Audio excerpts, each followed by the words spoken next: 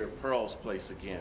They can dine other places too if they like, but they certainly can know they can feel safe here with the investment we've been able to make in the PPE and other practices we put in place with grants like this that were very essential to our recovery. So again, we wanted to say thank you for this opportunity to talk more about this. And at this time, I'd like to bring to the front our esteemed guest, Governor Pritzker. Thank you very much, Joe. Appreciate you. Thank you. And thanks to all of you who've joined us today, but especially Darrell. I just want to say it's my pleasure to be back here. I'm really glad to be joined by Karen Freeman Wilson behind me from the Urban League, and by Alderman Dowell, who's been a friend for some time now. And for all of us in public service, one of the best parts of our job is seeing what a difference our programs can make, not just in the lives of entrepreneurs and small business builders, but also in the lives of their employees and the workers' families too. Darrell Green and James Riley, I especially want to say thank you for having me back at Pearl's Place. And you know that I've loved coming here, been here many times, seen many of you here. And I have to say I'm partial to the shrimp and cheesy grits. If you haven't been here to Pearl's Place, this is the best place for shrimp and cheesy grits. And I hate to say I've had a little too much of it over too much of my life. But anyway, thank you all for hosting us here today, and thank you for your willingness also to share your story about Pearl's Place, and for being an important place for sustenance, for jobs, for the community here in Bronzeville. Small businesses are the backbone of Illinois' economy and our #1 employer statewide. And tragically, small businesses have carried some of the most severe financial impacts of COVID-19. The federal PPP program seems to have overlooked too many entrepreneurs and small shops, and it was important to me and to the legislature to alleviate some of the burden that's carried by these small businesses, particularly those facing long-standing structural barriers when it comes to business expansion and success. Our gathering today comes 1 month after we distributed the first round of the BIG grants, the Business Interruption Grants. $49 million is what we distributed, and it reached more than 2,800 businesses in over 400 cities and towns across 78 of our 102 counties, including a $20,000 grant to Pearl's Place. Support for small businesses has been one of the central features of our COVID-19 response, helping entrepreneurs stay afloat, giving business owners the help that's necessary to keep the lights on and to keep payroll flowing is vital to preserving jobs and businesses until we get to the other side of this pandemic. That's why we're here today, to continue our work. Today, I'm very proud to announce the beginning later this week of taking applications for the next $220 million in BIG grants. So that's over 4 times as large as our first round. Just like with the funds that we released over the summer, this grant program will be smart and targeted in its support. The first round prioritized small businesses that faced significant shutdowns in the spring, like gyms and personal care services, and businesses located in COVID-impacted areas that experienced property damage due to looting and civil unrest in June. This round is open to small businesses of every industry, with new emphasis for things like movie theaters and performing arts venues, and specific funding set aside for disproportionately impacted areas. Notably, at least half of these grants will go to businesses in downstate and rural communities in Illinois. I've mentioned the impact of property damage a few times now. You've heard me talk about it in prior press conferences, but I don't think it can be overstated how much of a difficult double blow these challenges have been for small businesses working to stay on their feet during this pandemic.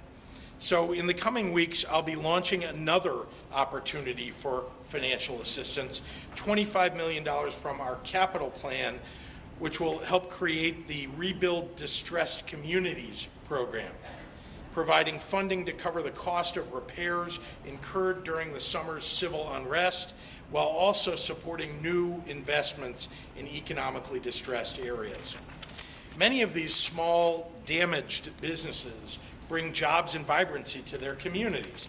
This program recognizes that and offers them increased stability so that those jobs and that vibrancy can live on. Fighting the virus's effect on health and safety of Illinoisans has been a top priority for me from the very beginning. And battling the economic effects of COVID has been just as important. Just like the virus attacks the health of our most vulnerable people, it also hits the most vulnerable parts of our economy. And that's why a commitment to justice and equity has been built into every aspect of our response. I've said since day one of this crisis that I would fight for Illinois, and no matter what, I will do what I can to support our families and revitalize our economy and build a stronger, more inclusive Illinois on the other side. And while our work to revive jobs and fight the pandemic continues, we've also reached a critical juncture for our own state finances in this COVID-induced financial crisis. So I want to end my remarks today by expressing my hope that President Trump will promptly agree to work with Congress to advance the COVID relief package to replace lost revenues that cities and states have lost in this pandemic. Every state in the nation has suffered. Let me repeat that. Every state in the nation has suffered. Every municipality in the nation has suffered from the fiscal effects of COVID-19. However, until Republicans in Washington decide otherwise, middle class, working class, and poor families across our state and across the nation will likely suffer from cuts to public safety, education, human services, and environmental safety.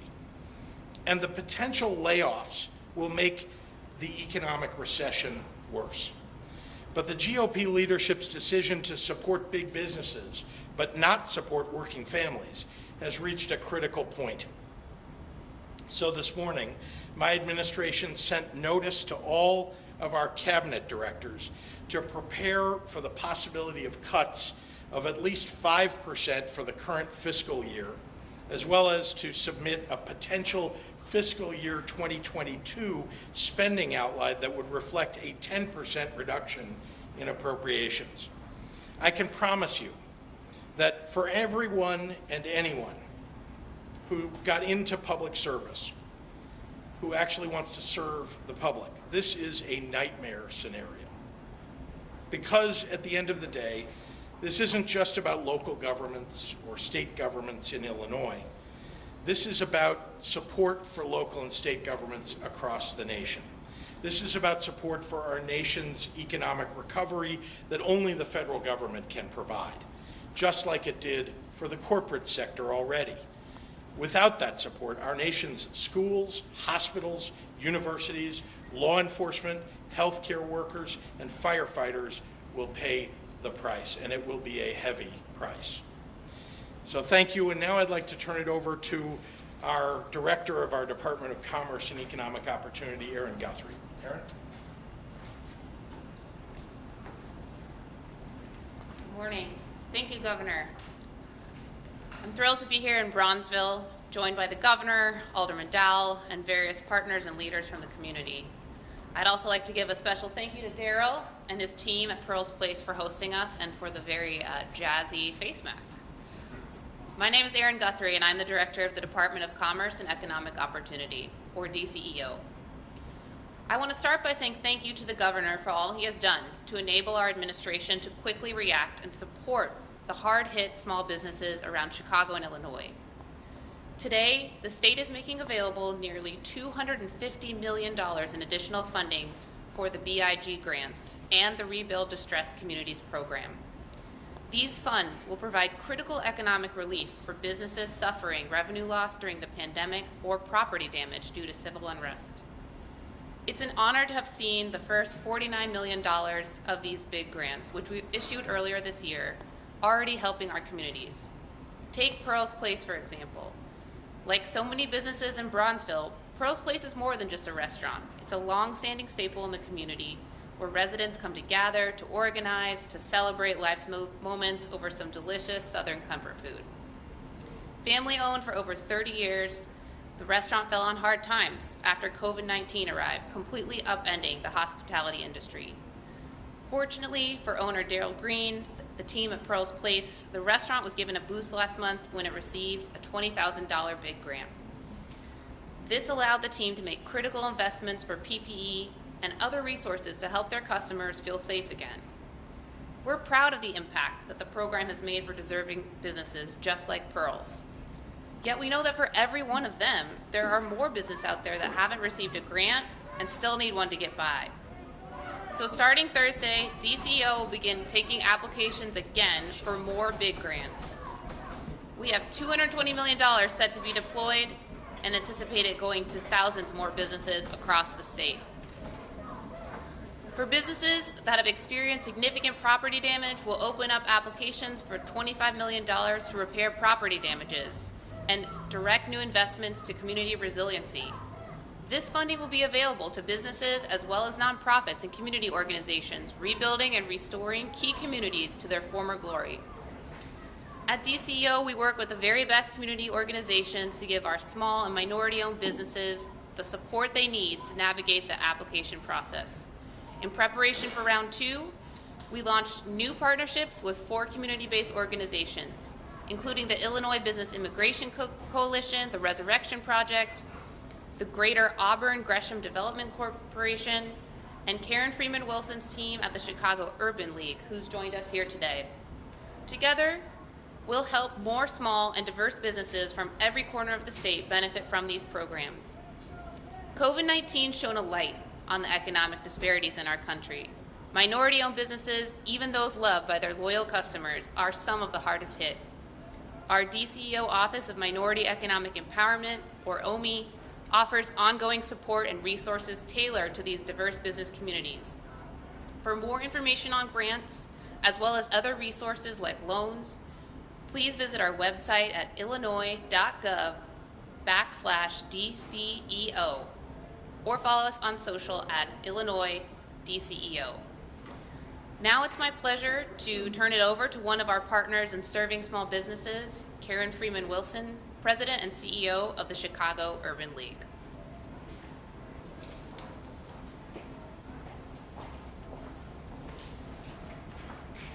Good morning. Thank you, Administrator Guthrie, to Governor Pritzker, Alderman Dowell, and to our host, Mr. Green. Thank you for the opportunity to represent the Chicago Urban League and all of the other organizations that are pleased to not only provide these grants through the state, but also to provide technical assistance and advice to the businesses. We are standing here in Pearl's Place, and I'll tell you, like the governor, it's not my first time. A historic restaurant in a historic area. And the fact that we are in this place, in this neighborhood, during unprecedented times is no mistake. It also underscores the importance of businesses like Pearl's Place that have been around for many, many years, and those small businesses that may be in their initial year to our community, because we know that small businesses make up the lifeblood of communities like Bronzeville, Auburn Gresham, the South Shore community, and yes, many communities all over the south, west, and north sides of this city. The Chicago Urban League is humbled to be one of the partners that not only administers the grant programs, but can give advice to those businesses in these most challenging times. We talked to the businesses in March as they talked about the difficulty of accessing the federal PPP loan program. And just like that, the dollars for the first round of PPP was gone. And even when it was replenished, those same businesses had challenges of accessing that money. But what we do know is that through the city's Together Now program and through the state's BIG program, those same businesses have been able to access the money. That means the difference between them keeping their doors open or them having to close permanently. And what I'd say to you is that as we continue to support those businesses, because we're just up the street as a neighbor in this community, we understand the role that the Urban League and other partners need to play in not just helping businesses like Pearl's Place keep their doors open, but to help them transform so that they are not only here this year, but they are here for many decades to come, to feed us, to service us, to support us, to employ us, to be a part of the fabric of this community. We pledge ourselves to that goal and thank the state for allowing us to be a part of this important program. Now, I'm extremely pleased to introduce Alderman Dowell, an alderman who fights for all of us every day, who represents those of us who are located, who live in the 3rd Ward with power and passion, and who has joined us today to talk about the importance of this program. Alderman Dowell.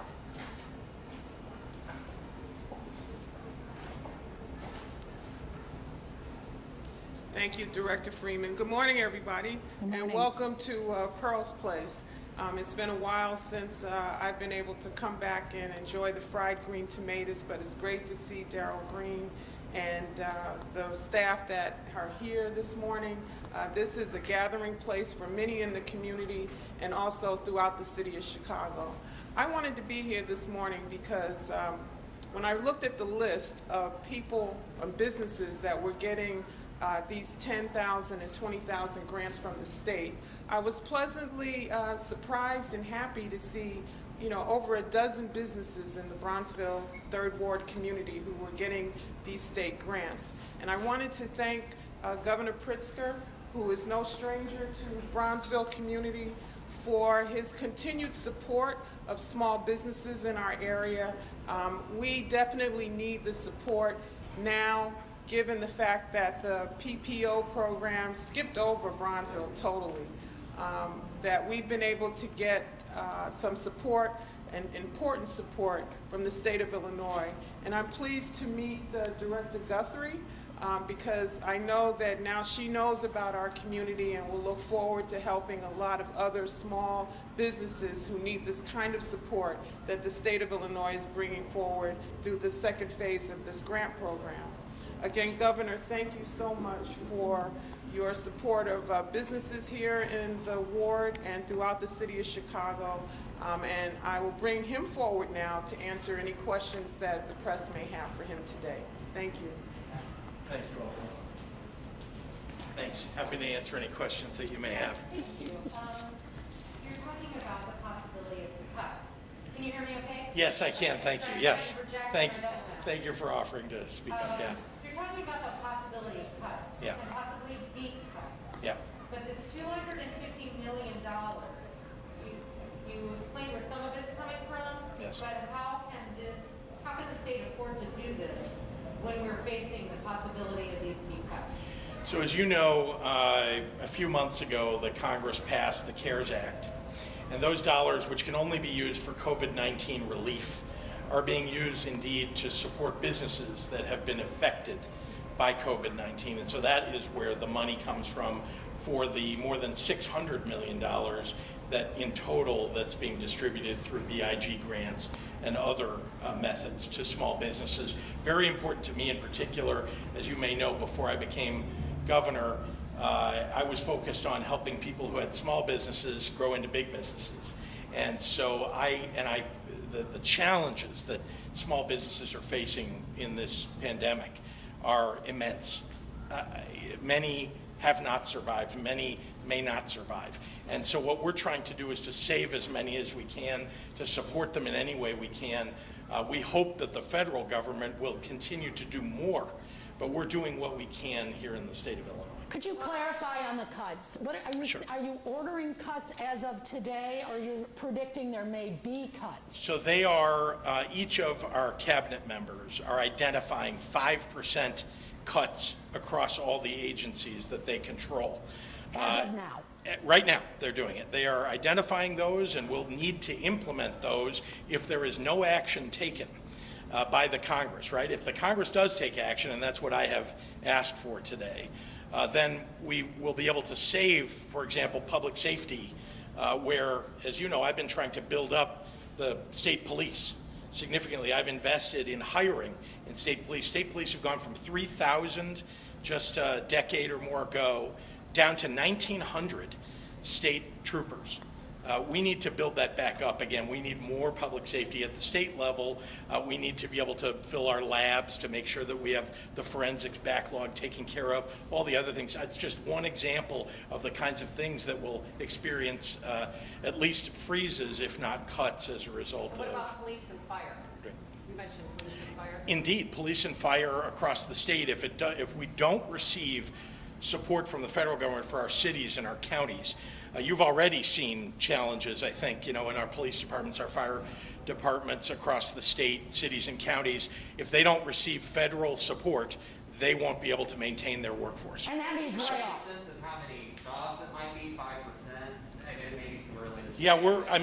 Yeah, when you include all of the cities and counties that are affected by this, we're literally talking about thousands of people who will get laid off. I can't tell you what the exact number would be. Certainly this starts, many cities, counties, even the state start by looking at furloughs. You don't want to have to permanently lay people off, right? But you start with furloughs and then look at, the deeper cuts that come with that. But 5% is not a small number. How long do you wait for Congress to act? Yeah, I mean, how so long they're can only you- in session until sometime later this month, and then they're all going to take off for the elections. So obviously if we get to the end of September, then we're going to have to start, seriously looking at all these cuts and making sure that we're implementing the beginnings of what it will take. So Can we the talk- cuts would take place before the end of the year, or are you talking about next fiscal year? Well, this will be in this fiscal year. I can't tell you exactly when each cut will take place, but there's no doubt, as you know,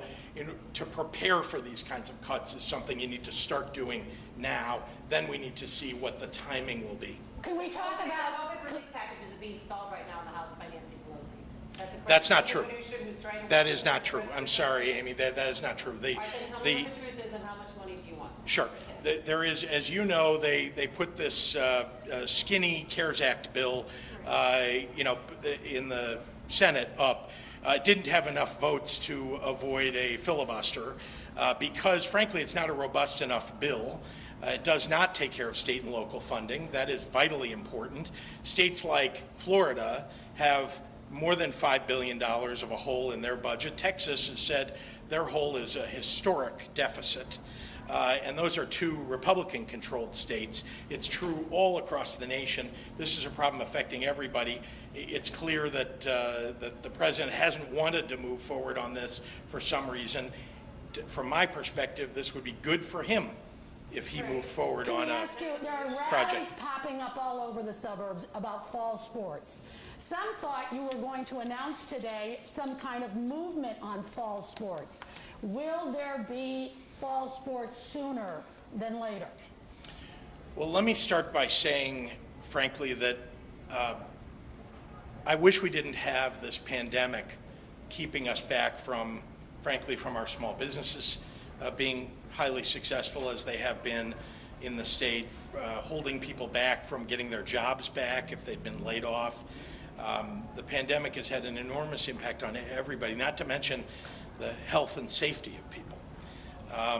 But the idea, as you know, of focusing on sports, not my idea. It's doctors and researchers have found that these sports, particularly high school sports and college sports, without the proper mitigations, without the proper prevention, et cetera, that those sports are dangerous. And just evidence of that has popped up more recently in our state, down in Wayne County. I think you may know that the baseball team at the community college at Frontier, unfortunately there was an outbreak. It spread significantly. Most of the team now is tested positive. There are many dozens of people who are now quarantined as a result of their having tested positive, there having been an outbreak. This is not an unusual thing. You've seen it before in our state too. Look, I'm not willing to sacrifice people's lives or their health. Neither the children nor their parents who would be affected also. And so we're being careful about it, but I am relying upon doctors and researchers to give us the information. This isn't a political decision. I know that there are people who would like me simply to make a political decision to allow people to endanger themselves. We're the only state in the Midwest not playing football right now, high school football. We are, Amy, well, I want to respond to your comment. But Amy, it's not I understand it's, Amy, I got your question. I'm just pointing out to you, we have the lowest positivity rate in the Midwest, still too high.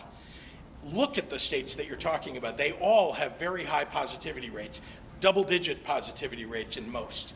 And those are states, fine, if they've decided to endanger children and families in those states by allowing certain contact sports to take place, that's their decision. That's not something that's good for the families, the children of Illinois. Yes, sir. Sorry. They have signs of Save Mercy Hospital. And Yes, Mercy. So let's talk about. And I have one I more. can't answer every question, but let me at least talk about Mercy for a moment. Thank you. It's all right. Look, let me also, I think, begin by pointing out that so much of our lives has been just uprooted. So many people's lives have been devastated by COVID-19. Healthcare is one aspect of that.